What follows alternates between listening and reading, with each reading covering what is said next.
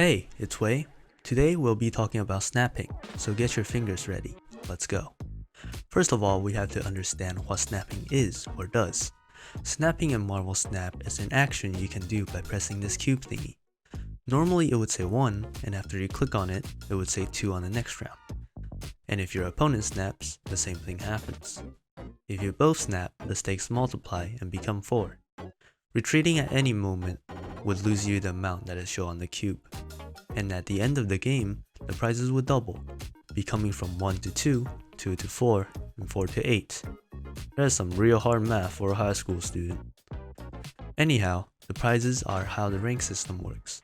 Redeem for reward for each rank, which consists of 100 of these points in between. Well, now you want to know how to do it efficiently, and you don't want to go to the Washington Post to read this dumb article. No offense to the author, but this is pretty hilarious when the title reads, "Do it in spite of anger." Well, let's go on our first point. Do not snap on turn 5 when you're overwhelmingly winning, unlike this article says. The opponent is probably scared enough already that they're going to pack up and run away faster than your dad, and you'll only end up with 1 cube instead of 2 if they ended up just wanting to see the results because out of curiosity sometimes. But when the stakes gets instantly raised, I would just leave as the screen feels the non-existent force of touching a screen. Visually, you'll snap out of it and retreat. No pun intended. Moving on to our next point.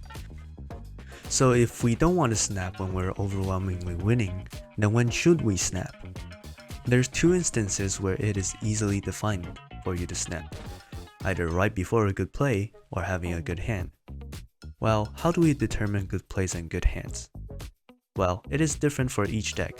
For example here, I'm playing the best budget deck, Infinite Control. A good hand here is when you can play 1, 2, 3, 4 and not miss energy, and also not drawing big cards that you can pull from your deck using Jubilee. And I will snap as soon as I saw this hand.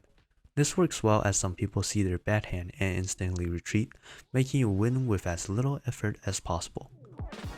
The other one is when you know they will want to quit the game when you play either your combo pieces or a tech card. Combo pieces like playing Hulkbuster on multiple man or Deadpool. Tech cards like Enchantress, Shang-Chi, Cosmo, or Armor against specific opponents that will basically make them rage quit. They will want to uninstall immediately after, and if you raise up the stakes before they see it, they would flee early, or you would probably get an easier win with more cubes soon after, and they will live in regret. The third is to play reactively and don't hit the end turn button too early. If the opponent snaps, you have to really reconsider your board state. If you know they're playing something obvious and have a counterplay, go on and snap back. Like you have Armor when they're playing Destroy, you have Shang-Chi when they luckily pulled out an Infinite. Snapping back at that moment would make them perhaps regret their decision of playing this game in the first place. If there is no obvious counterplay and you're in a bad spot, feel free to retreat. There's no shame in retreating other than that 1 cube that can be easily recovered.